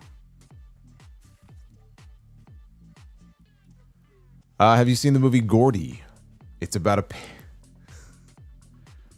It's about a pig. I think my pig movies have pretty much peaked with Babe. I don't think I've seen any other ones. Have you seen the Kevin Costner movie Wyatt Earp? Finally, a movie not about a pig. Yes, I have seen Wyatt Earp. Favorite Kevin Costner movie? Favorite Kevin Costner movie?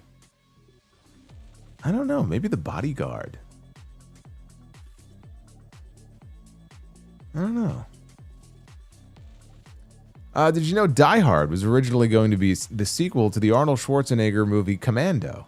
It was going to be Arnold rescuing his daughter, played by Alyssa Milano, who is going to be trapped in a building. Huh.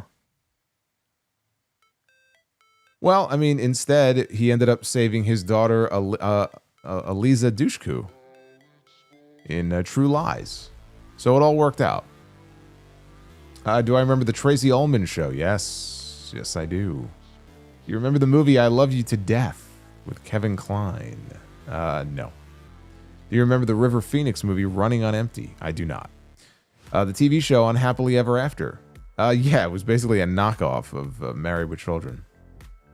Only with a puppet. And then Joseph ends, have a blessed and safe day today, and a wonderful weekend, and Happy New Year. Joseph, Happy New Year to you as well. If you're not busy, feel free to join the New Year's Eve stream. We're going to be hanging out, having a good time on Wednesday. Holiday 197, a solo. Thankfully, tonight's show was pre-taped, so I could fast forward through the stuff I could care less to see. Only the incoming 3-hour SmackDown was pre-taped. You know, I did notice that because I was watching SmackDown with my VPN, and I was like, oh, it's like Raw Monday, where the whole show is already up. So I was like, should I go live earlier? I said, nah, we'll keep our usual time. Although I did go live like probably about 10 minutes earlier than usual.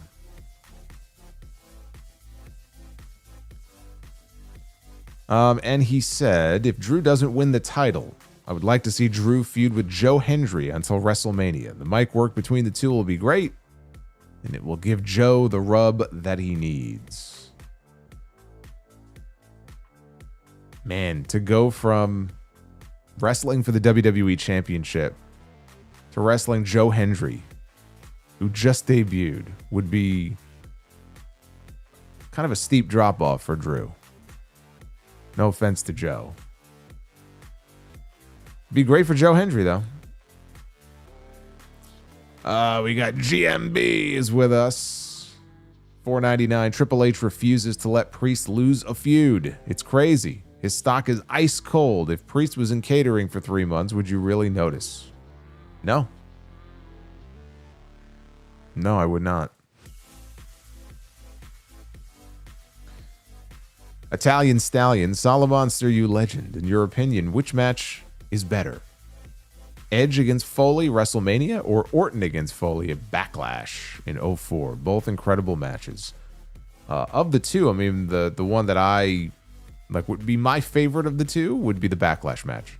So my vote would go to Orton and Foley, and it was also a match that really did make Orton in many ways. It elevated him in a way that, you know, Edge and Foley, I mean, Edge kind of was already there in a way that Orton wasn't in 2004.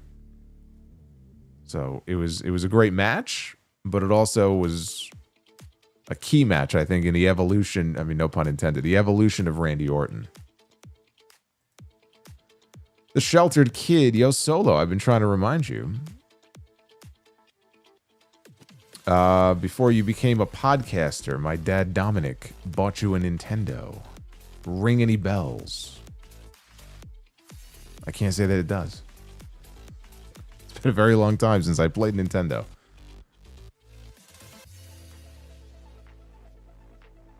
I didn't even have an N64. I had a Nintendo. I had a Super Nintendo. That's where my Nintendo days ended, pretty much. Gold Standard. Sports Illustrated marked out on AEW. Good. Rightfully so. A lot of great matches this year. I know you like New Japan, but regular fans not. Regular fans? How do you define regular fans? What does that mean? I don't know what that means. I'm not sure the point that you're trying to make. I mean, there's a lot of fans that don't know about it. If they're casual wrestling fans, I mean, I don't really give a shit about casual wrestling fans and what they like. I mean, that's their business. What do I give a shit? New Japan was mostly cold this year, but they still had some kick-ass matches. Dried Ribs and Chicken says, well, Triple H is slowly tasting Shawn Michaels cooking. Pushing Carmelo Hayes is the right call. For 2026, WWE needs to go back to the basics of how to build moments. Forcing a moment in WWE is like trying to pass gas. They're all about moments, dude. You could tell great stories and the moments will come naturally. And then sometimes, like the Cena heel turn by their own admission, we got to create a moment. There's no story here. We need that moment. And you see what the end result of that moment is. Well, now, with a $40 drop. I already read your super chat. It was so good, I wouldn't wait. So I already read it earlier. But, well, now, I appreciate that $40 little mini bomb there, really. Thank you, brother.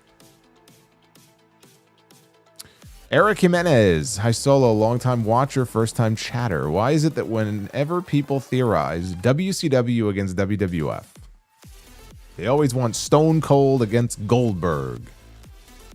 Wouldn't Austin against Hogan or Sting make more sense? Well, a lot of them also, I think they just draw the similarities between them. They're both bald. with goatees, black boots, and black trunks. And Goldberg, at his peak, he was white hot in the way that Austin was white hot for WWF. So I get it. I actually think because of that, there's too many similarities between them. That Austin and Hogan would be more attractive because they are two different personalities, and because one was the face of one era of that company, and then Austin was the current face at that time of the company. And Hogan was just this hated, heel as Hollywood Hogan. It would have been a huge match to do. But yeah, I mean, Goldberg at his peak was as white hot as anybody has ever been in the history of WCW. That's why. I think Goldberg even threw out a challenge to Austin on The Tonight Show with Jay Leno. And of course, what was WWE going to do? What was Austin going to do? Right? It was never going to happen. It was a stupid thing to do.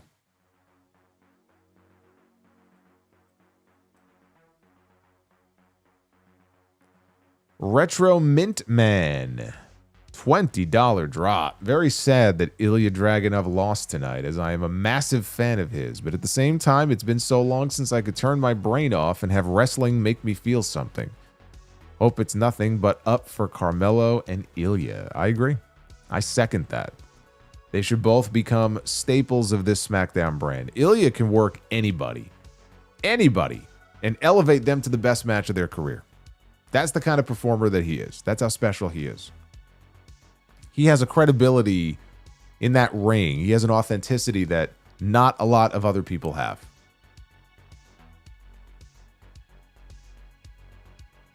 Dev to Dust. Remember when New Yorkers used to sound like Harvey Keitel and Fran Drescher? Good times. Well, thankfully, this New Yorker does not. We can all be thankful for that. Toya Ain't Nice says Mello is champion. Yay. Yay indeed. Boris with the $20. Happy New Year. Best wishes for 2026. Here's hoping for you reaching new heights and milestones in the year ahead and beyond. Well, Boris, that's very kind of you. I wish you all the best in the new year as well. We are, by the way, less than 300 subscribers away from 90,000. So I don't know when in January it's going to happen, but I'm pretty sure in the next few weeks we will hit 90K. So we'll have to do a little dance and celebrate when we do. That's a big one. That one's been a long time coming, and we know what comes after 90. It may be a while, but 90 is going to be a big milestone, and we're going to hit that very soon. So that is very cool. Abyssal Zones. Buy or sell on which of WWE's former world champions was the better in-ring worker? The Great Khali or Vince McMahon? Oh, man. The Great Khali.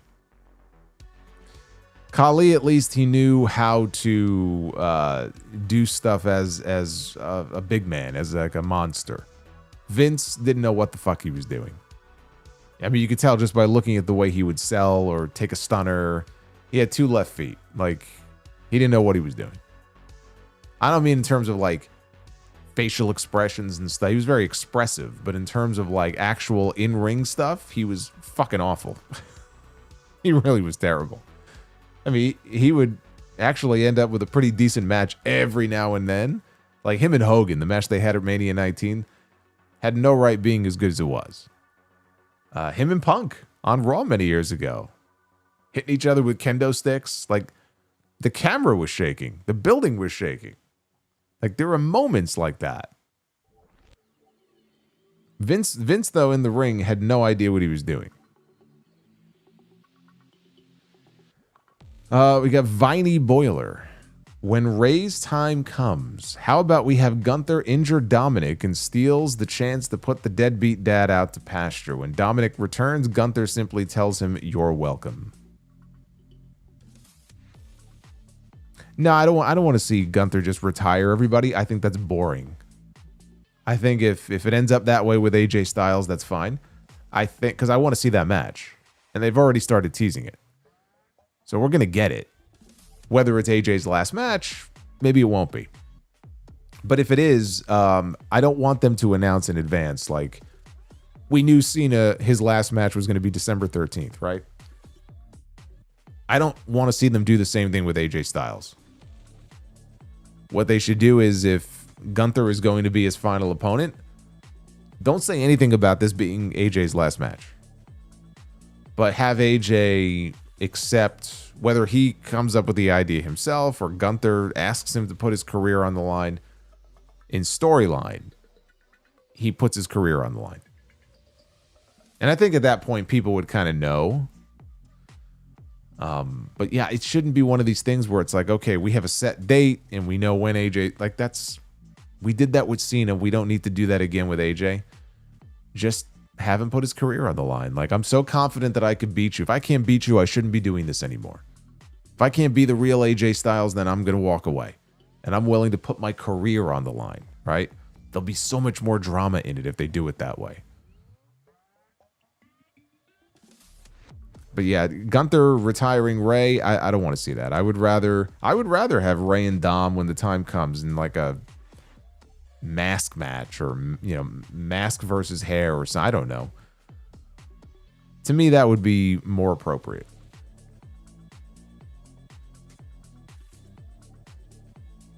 Broly, I know she came back from a big injury, and man, Charlotte doesn't bring anything good out of anyone anymore. Most of her matches are sloppy.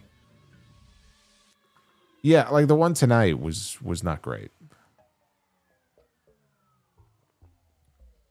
But a lot of that was also Lash. But you're right. I mean, some people have the ability to, carry or elevate the person they're in the ring with to a better match than they would have with anybody else. And I mean, Charlotte doesn't really have that. She can go in there with the right people and have a great match. But if she's in there with somebody who doesn't have the experience level, is still very green, she is not the one that I would want to have in the ring with that person to guarantee that they're going to help kind of raise their game. The Uffman says, to borrow an AEW line, congratulations. Who hasn't beaten The Miz? Daniel Garcia hasn't beaten The Miz. Leopoldo, with his own little rendition of Jingle Bells here. Solo laid a tune. It may have been a solo tone, but that's better than nothing. Then the Joker got away and Joseph Stu was sad. Yeah. That song is going to flop, Leopoldo. That song is not going to sell any records. I'm sorry. My rendition earlier will sell more than yours. Mine will, like, if we have a top 100 chart, like, you won't even be in the top 100. I will at least be like number 97, maybe.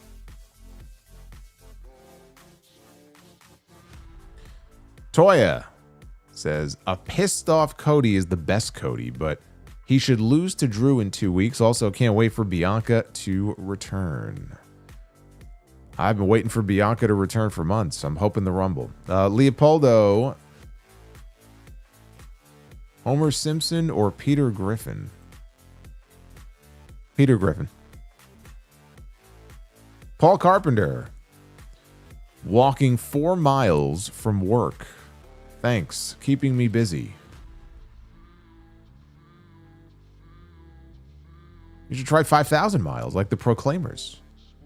But I would walk 500 miles. 500 miles and I would walk 500 more just to be the man who walked 5,000. Oh, I was right. It was 5,000 miles.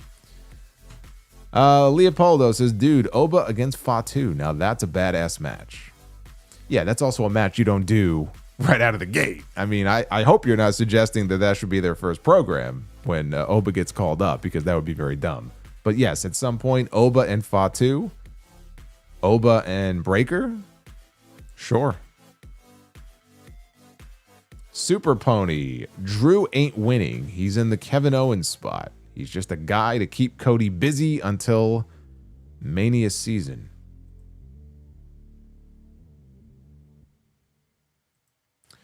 Could be. Could be, but I think that would be very dumb. Dev to Dust, favorite Billy Joel song? We Didn't Start the Fire. I could do that song, and you could ask people. I've done it at karaoke before. I could do it without even looking at the lyrics. It's my go-to song. Leopoldo says 3 Stages of Hell will just be 3 hours of SmackDown. Now you're stealing my jokes here from the beginning of the stream. You got to come up with some original material, my friend. Come on. Super Pony, why did they turn Kurt Angle back heel in 2001? I just watched the SummerSlam match against Austin where he kicked out of 4 stunners. He was red hot. Yeah, and then he won the title the month after. Kurt was one of those guys where they had a need, let's say, for, okay, we need baby faces or we need heels. They could turn him and make him whatever they want him to be. So maybe they just felt like they needed a heel. I don't know, but he did win the title the next month. Got that big babyface celebration in Pittsburgh. It was a few weeks after 9/11.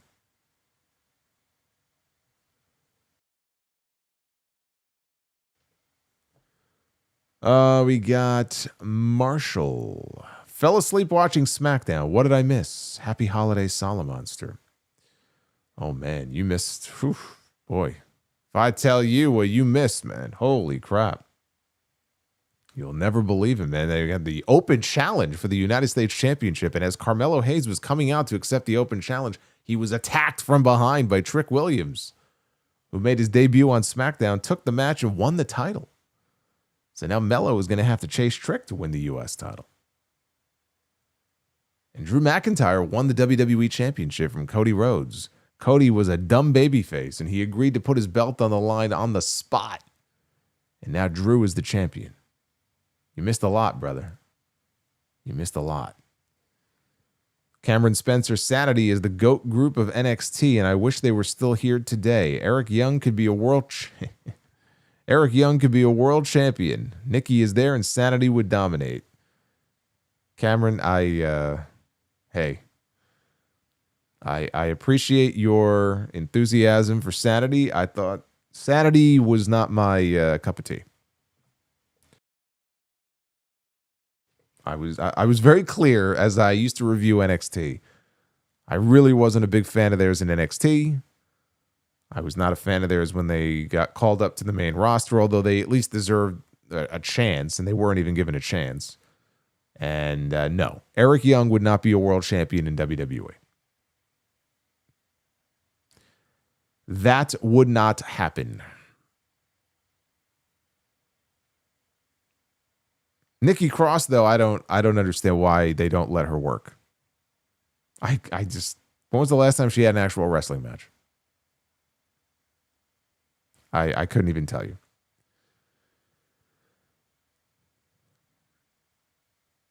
Marshall says, are you an eggnog kind of person?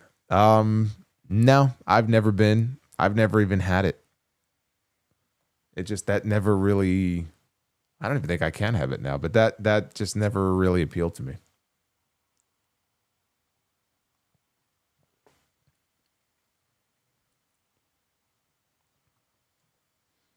There he is. Super Saiyan Cena. Look at that. $10 super chat. And we just hit the goal, by the way. For Be the Booker. 6 out of 10, so we're not going to get the bonus round, it looks like, but we are going to do Be the Booker here in a second. Hey, Justin G, thank you for the $2. Jeremy Rose, will Drew be smart enough to have someone help him when the third match, he says. I assume he means win the third match, which no doubt will be some type of stipulation with no DQ. Well, I mean, dude, what stipulation would not be no disqualification? If it was a table match, if it was a cage match, if it was a ladder match, if it was falls count anywhere, if it was almost any stipulation is going to be no disqualification. If so, who would you think would be down to help Drew? To help Drew? I don't know that I see anybody helping Drew.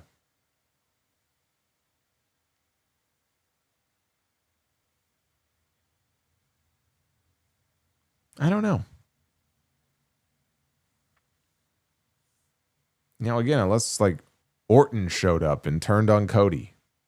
So it would be less about helping Drew and more about him having beef with Cody. But what would that even be? Like, I don't see it. I don't think Drew needs another person to help him. Like, when I say that, I mean like helping him specifically, not like fucking over Cody. More so like, oh, Drew's got a lackey or he's got a new, partner or something. Like, I don't know that I really see that.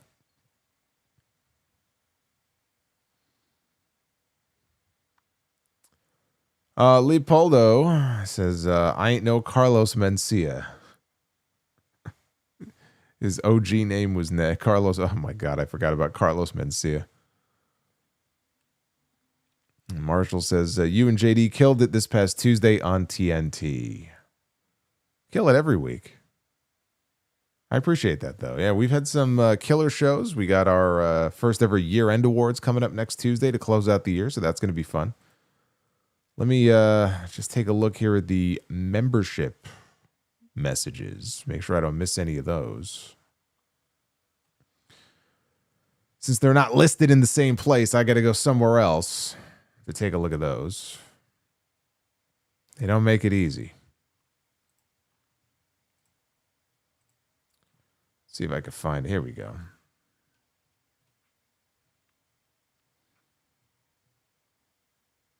Dev to Dust, celebrating 45 months of membership. 45 months.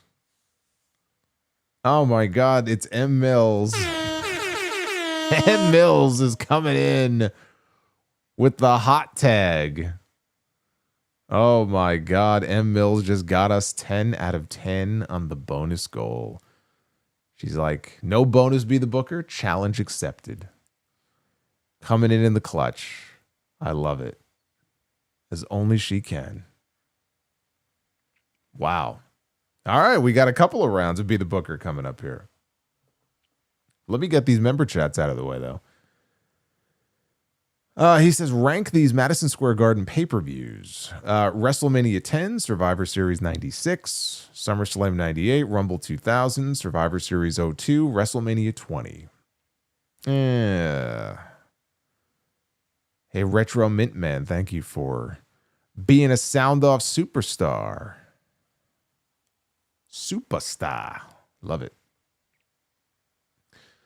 I don't know. I mean, I hate doing these on-the-spot rankings with like fucking 10 of them here. This is ridiculous. But, WrestleMania 10 is obviously very high up there because of those two matches, right? I mean, two legendary matches on the same night. That's rare. Like, how do you not have that at number one? SummerSlam 98. God, I remember that Highway to Hell promotion, man. What a hot period that was. Heading into that SummerSlam, man, and you got the fucking Highway to Hell. Royal Rumble 2000 had a great championship match with Triple H and Cactus Jack. And it had the table match. First ever table match, Hardys and Dudleys. It had Taz's debut. Man, you know what? I think I'm putting Rumble 2000 first. I really do. I might go Rumble 2000 first and then WrestleMania 10. And then go Survivor Series 02. Then maybe 96, WrestleMania 20 I might have on the bottom. I wasn't a huge fan of that. Yeah, maybe something like that. But I think at the top, I probably would go Rumble 2000 and then WrestleMania 10. Those are the only ones that matter. 1 and 2, right? Those are the ones that matter the most.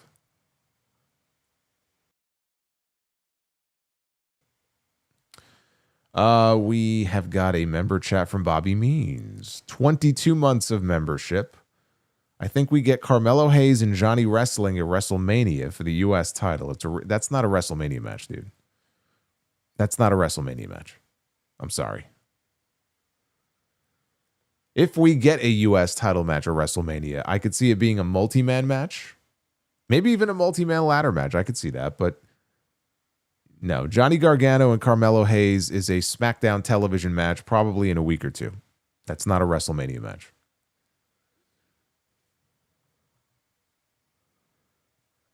Oh my God, it's Havili is here. I didn't even realize Havili was back.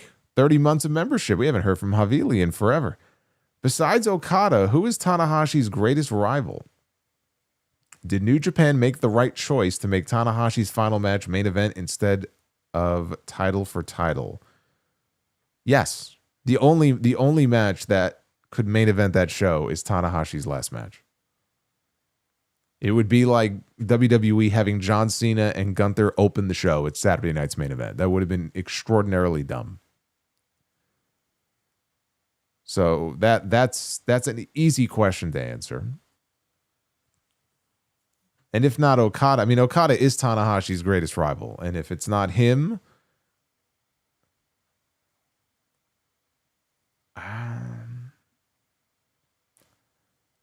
I don't know. There might be like a distant number two.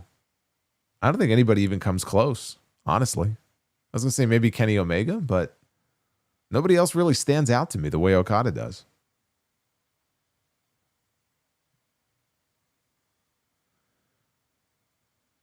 But hey, Havili, don't be a stranger.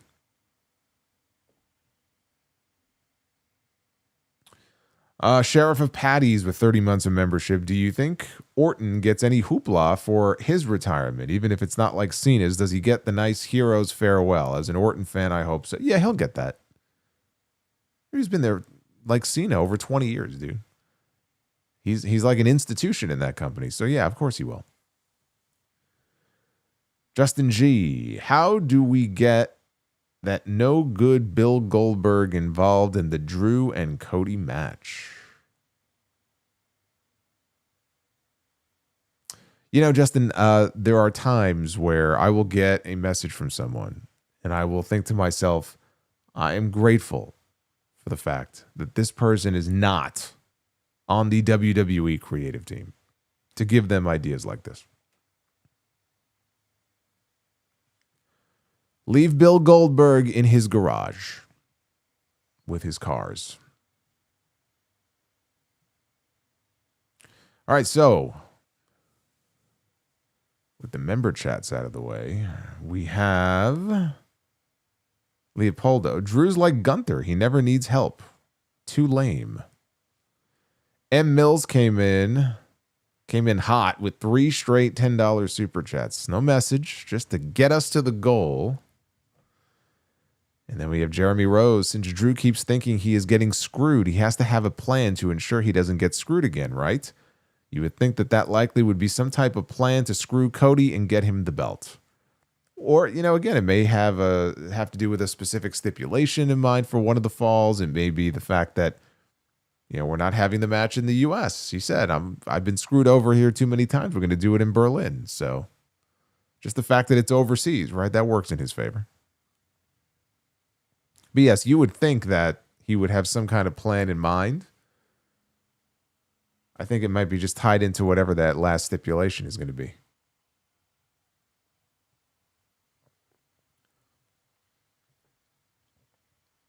And Marshall, have you ever seen Grandma Got Ran Over by a Reindeer? Have I seen it? I've heard it. I've heard the song. Is it like a movie? I haven't seen it, but I never saw my grandmother get run over by a reindeer. It's a good thing, too, because I probably would have laughed. Sorry, Grandma. All right, we got 2 rounds unlocked. It is time, ladies and gentlemen, here. For the final time here on a SmackDown stream in 2025, it is time to be the Booker. Ladies and gentlemen, it is now time to be the Booker. Wasn't Drew screwed over twice before Clash in the Castle? Yes. He was screwed overseas as well. He was screwed in, well, let's see. He was screwed in, was it Cardiff? Was that show in Cardiff? And then he was screwed in Scotland as well. He got screwed over against Roman Reigns when Solo Sikoa debuted on the main roster. And he got screwed over against Damian Priest when CM Punk put a referee shirt on and got involved in his match. So he doesn't exactly have a great record overseas as well. It's a good point. What's going on, Oscar? I spent my Christmas sick. I hope your Christmas was better than mine. I hope you're doing well. All right, here we go. Tag team Be the Booker. We are going to begin with the Hart Foundation. Bret the Hitman Hart and Jim the Anvil Neidhart. There is no better way. There is no better way to start out a Be the Booker round than with the pink and black attack. And it will be the Hart Foundation against the Midnight Express, managed by one Jim Cornette. Bobby Eaton and Dennis Condrey. This is old school wrestling right here. The Hart Foundation and the Midnights. There's a match I wish we could have seen. Marshall says, where did 2025 go? I'm ready for it to be over. Bring on 2026.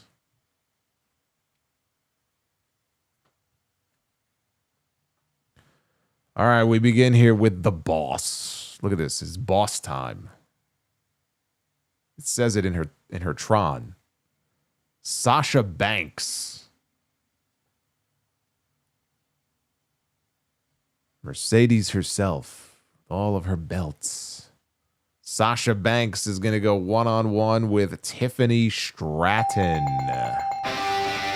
What the hell ever happened to Tiffany Stratton? Boy, did she drop off the face of the earth. Lost her championship and lost her smile, apparently.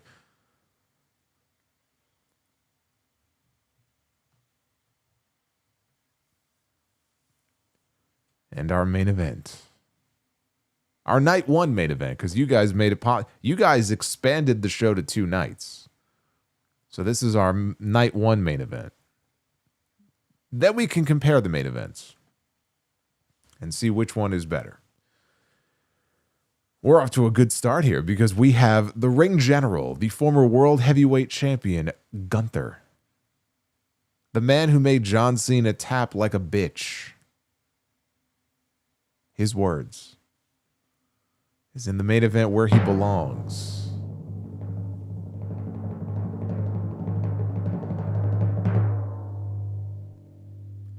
Gunther against Kevin Owens.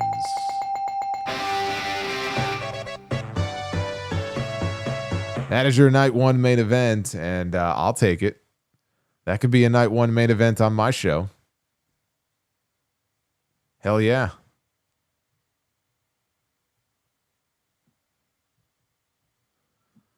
Now you guys, Michelle and Mills, Mary, Michelle, Marlene, we'll let everybody wonder. But yes, we have our bonus round here with stipulations. Maxine, Maud, Muriel, Miriam, Maya. Okay. Stipulation. Anarchy in the arena. Oh, my God. Oh, boy. Anarchy in the arena. We're going to book out. We're going to open this with a 5-on-5 Anarchy in the arena match. Are we really doing this? Are we really doing this? We're going to do Anarchy in the arena with the women. How about that? That's what we're going to do. First ever Be the Booker Anarchy in the arena women's match. 5-on-5. Keep track of this in case I forget. Bailey, This is team number 1, by the way. Okay, this is Team Bayley. First person automatically becomes the team captain. So we have Bayley. We have Stephanie McMahon Helmsley. We have Timeless Toni Storm. We have Alexa Bliss. And then rounding out Team Bayley, we have Tiffany Stratton. She's back. So we have Bayley, we have Alexa Bliss, we have Tiffany Stratton, we have Stephanie McMahon, and we have Timeless Toni Storm. That's a hard team to beat. That is a hard team to beat. Let's see who they're facing. Who's the team captain? Who's on Team Bayley? Indy Hartwell will be leading the other team into combat here. So we have Indy Hartwell, the former NXT and HOG women's champion. Her partner will be the genius of the sky, one of the best in the world, Io Sky.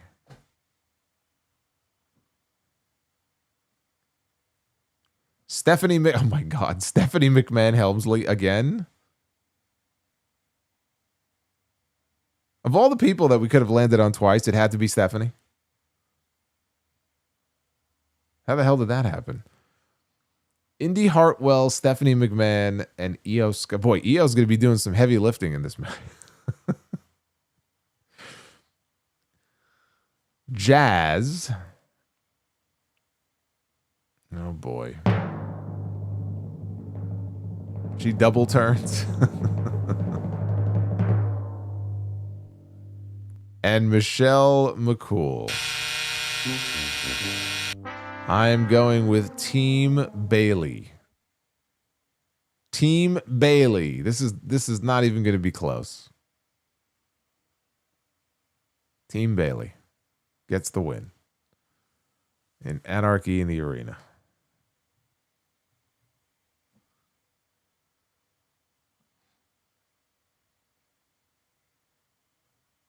Our next match will be a Texas death match. It's going to get bloody. It's going to get violent. There's going to be staples. There's going to be possibly hypodermic needles. There's going to be lots and lots of blood and barbed wire. Put the women and children to bed. It's Texas death match time here.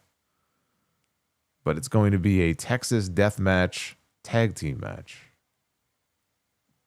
I don't know that there's ever been a Texas deathmatch tag team match here in Be the Booker, but there's about to be.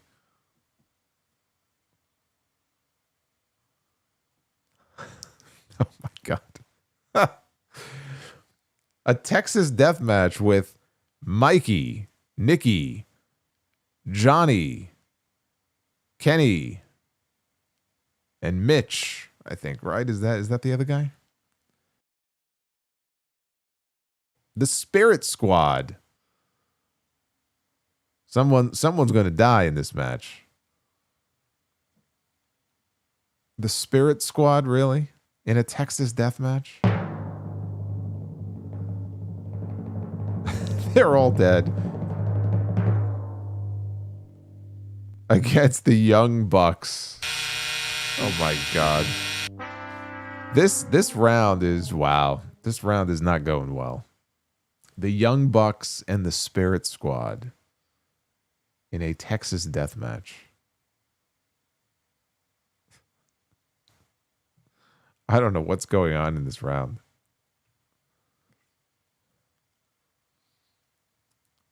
We have to redeem ourselves. We have a night one main event of Gunther and Kevin Owens that we have to try to top.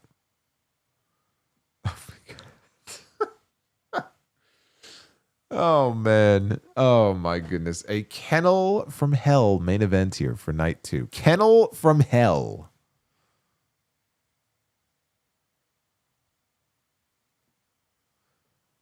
Oh, man.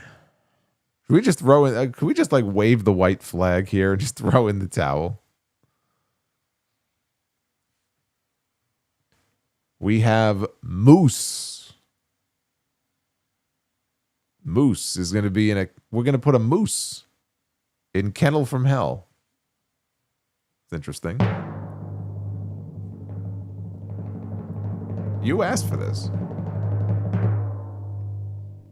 This is all your fault. Just remember that. Moose. Oh, man. Ricky Banderas is here with us. El Macias. You know, Lucha Under, every time I see this image here of Mil Muertes, it breaks my heart a little bit that we never had a proper ending to Lucha Underground, but we are going to get Mil Muertes against Moose. Kennel from Hell. And you know what? I'm actually going to give this the bell because, first of all, you talk about a hoss fight. You talk, at the end of the day, really what you're doing is you're taking these two men, you're putting them in a cage. And let's say you got those rabid dogs outside in between the blue cage and the Hell in a Cell, right? And if the dogs are actually doing what they're supposed to be doing and not peeing themselves in the corner, that's a pretty badass match. I'm not going to lie. This likely would end up being very bloody and very violent. But I'm still taking Kevin Owens against Gunther as the better of the two main events. I can't, in good conscience, vote against the other match.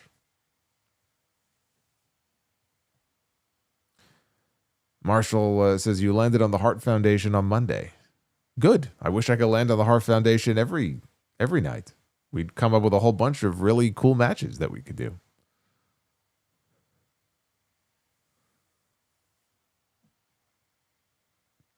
And God help us all with SmackDown going to 3 hours. Well, I'll be here to kind of hold your hand and guide you along as we begin the 3-hour era anew next week. We did it at the beginning of the year. We got through it. And we'll find a way to get through it again here. And Darius, thank you for being a channel member. Maze, 53 months of channel membership. Fun fact. From 99 to 01, the IC title changed hands 34 times between 22 wrestlers. Just shows you how frequent title changes were in the Attitude Era. Yeah, that was the Russo way of doing things. There's a happy medium where we don't need every title reign to be 300 days, but also not have the Intercontinental title change hands 34 times between 22 wrestlers. It's got to be a happy medium there. Well, if you're a drinker, get those stiff drinks ready for 3 hours of SmackDown starting next week. I'll be here, but I'll also be here with you for the Raw Post Show live here on the channel on Monday night. And then don't forget, give you another reminder here because we have the Make It Till Midnight Countdown to 2026. Coming up on Wednesday. We'll incorporate the Dynamite review in there, but it ain't just going to be about AEW Dynamite. We hang out on New Year's Eve every year, and it actually ends up being one of the biggest streams all year that I do, so that's always cool. So come hang out. We'll have some fun. That'll be on Wednesday night. And, of course, before then, we have SmackDown, or not SmackDown, but we have the Sound Off. Episode 944 dropping on Sunday. And it will include my AEW World's End review. And it will also include my list of the top 15 matches ranked in wrestling. My favorite matches for 2025. So it's going to be a big show. A big show. I'm not talking about like the big show. I'm not talking about the big show. I'm talking about a big show coming up on Sunday. Navy says Omos should call his finisher second to last ride. Should just call his finisher death. Did you see that last ride powerbomb that he gave to, God, who was it? Dragon Lee at the AAA show? Holy shit. It puts the Undertakers to shame. Surprised he didn't get a nosebleed coming down from that high. Be well. Stay safe. Have yourselves a great rest of your weekend. And I will see you for episode 944. Sometime in the afternoon. It'll be dropping on Sunday on all the usual podcast platforms. So until then, take care, guys. Thanks for the love.